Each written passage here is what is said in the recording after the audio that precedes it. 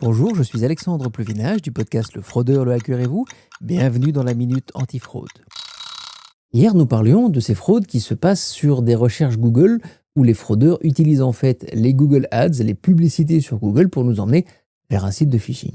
Aujourd'hui, je voudrais parler d'un autre type de fraude mais qui commence de la même manière, à savoir sur une publicité sur Google qui va nous emmener sur le vrai site ce coup-ci. Pas un faux site, le vrai site de la marque dont je cherche l'information, mais avec une information supplémentaire qui va me faire téléphoner au fraudeur. Je m'explique. Prenons un exemple, je suis client Netflix et puis j'ai un souci avec mon abonnement. Alors je vais sur Google et puis je fais une recherche. Problème d'abonnement Netflix, que dois-je faire? Le résultat de recherche me montre tout en haut une page qui me dit « Vous pouvez contacter Netflix à tel numéro ». Si je clique dessus, je tombe sur une page sur netflix.com. Je suis sur le bon site. En fait, j'arrive à ce niveau-là sur la page de recherche, celle qui va me permettre d'aller rechercher les informations dont j'ai besoin pour régler mon problème. Ici, problème d'abonnement, que dois-je faire? Sauf que sur cette page-là, dans ce fameux champ de recherche où je dois aller taper mes mots-clés, il y a déjà une information. Tiens, c'est bizarre. Et cette information me dit « Téléphonez maintenant à tel numéro pour contacter le helpdesk ». Ah bah, c'est génial, c'est justement ce que je cherchais.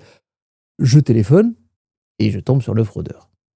Alors comment ça se passe? Comment est-ce que font les fraudeurs pour nous amener à voir leur numéro sur le site de Netflix? Eh bien, ils font comme vous. Ils vont sur Netflix, ils vont sur la page de recherche d'informations et dans le champ qui permet de rentrer les mots-clés pour poser sa question, ils écrivent « Appelez-nous à tel numéro pour contacter le helpdesk ». Et puis, ils lancent leur recherche. Ce qu'ils vont faire ensuite, je le disais, c'est plutôt malin, ils vont copier l'URL de cette page. L'URL de cette page, elle comprend deux informations.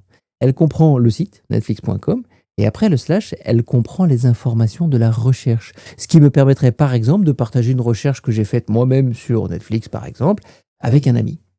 Sauf que là, on l'a dit, quand je vais aller voir cette page, eh bien, je trouve le message qui me dit d'appeler le helpdesk à tel numéro au niveau de la recherche, et quand j'appelle, eh bien, je tombe sur le fraudeur. Donc faites attention, quand vous faites une recherche sur Google, les premiers liens, les liens de publicité, doivent toujours être pris avec de la prudence. On ne sait pas si c'est un bon lien de pub ou un mauvais. Deuxième chose, vous allez arriver sur une page où le champ de recherche est déjà complété.